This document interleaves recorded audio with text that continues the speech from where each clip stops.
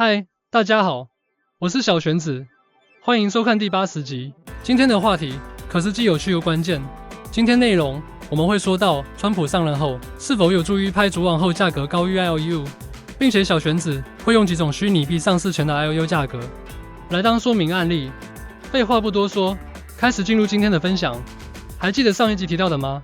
我们说如果川普当选，虚拟货币市场很可能会迎来一波大牛市。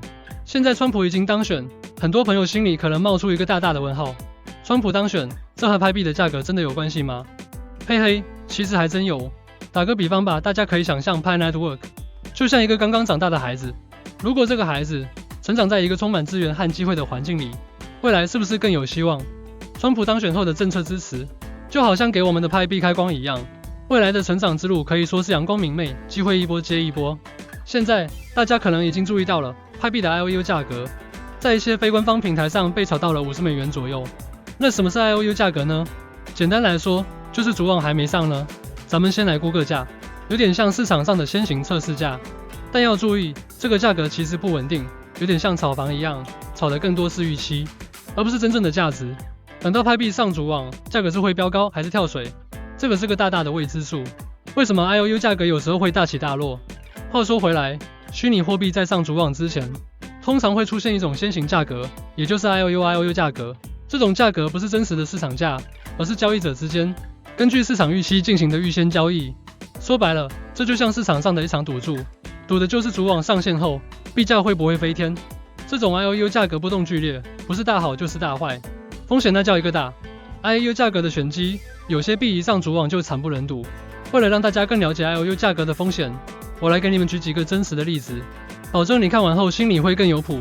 首先是 Filecoin， 上主网时间为2020年10月15日。Filecoin 是个去中心化的存储网络，最早在2017年进行 ICO 首次代币发行，并筹集了超过2.57亿美元，让它成为当时最大规模的区块链募资项目之一。在2020年10月15日 Filecoin 正式上主网之前，市场上就已经出现了 IOU 交易，价格一度被炒到200美元。但结果呢？主网一上线 ，File 价格迅速从高位回落，一度跌到20美元左右，让那些在高价买入 IOU 的投资者损失惨重。这就是个大坏的经典案例。第二种是 Polkadot， 上主网时间2020年5月26日。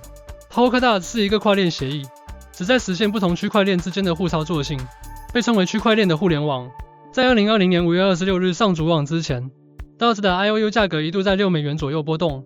但一上主网，市场反应非常热烈，价格一路走高，最终飙到数十美元，这让早期的投资者大赚了一笔，是个难得的大好案例。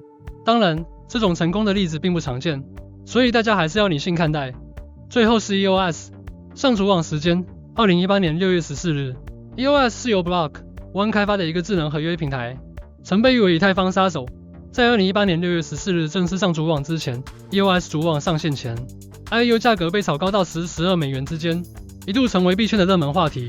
主网上线后，价格虽然短暂上涨，但之后却进入了长期的价格低迷期，再也没有回到当初的高点。这提醒了投资者 ，IOU 价格往往只是投机性炒作，并不一定代表主网上线后的实际价值和需求。介绍完以上3种虚拟货币，小玄子认为拍上主网后，应该也极有可能会在交易所上市。不知是否有细心的人，可以从刚才3张图看到一个很关键的地方。聪明的你想必已经猜到，就是这3张图中显示的币价，都有比他们当初上主网前的 IOU 价格来得高过。所以，这就是我们可以操作的一个机会。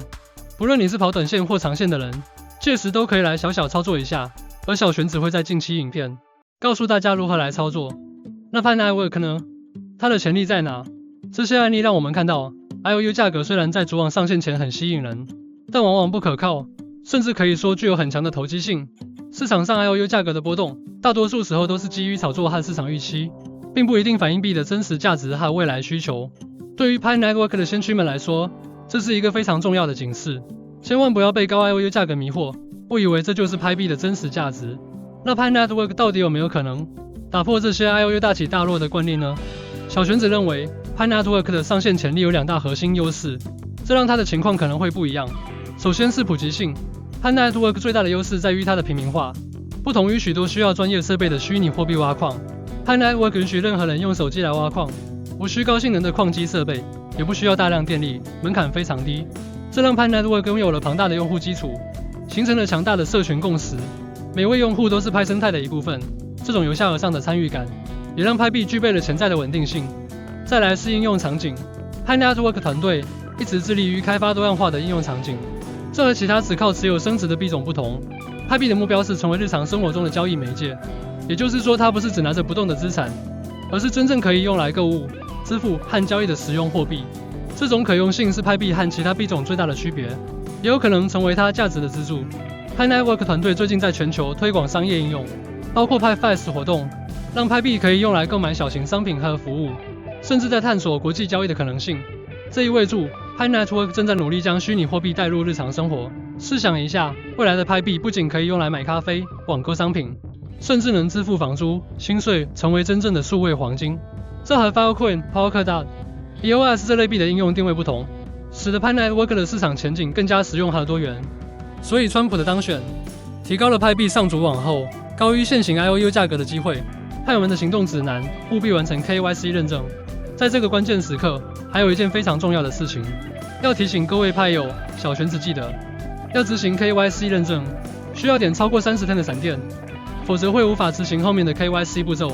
所以，若你还没开始点闪电，可以使用下方说明栏位连结来加入我们的挖派大军。Pi Network 的主网上线已经进入倒数阶段。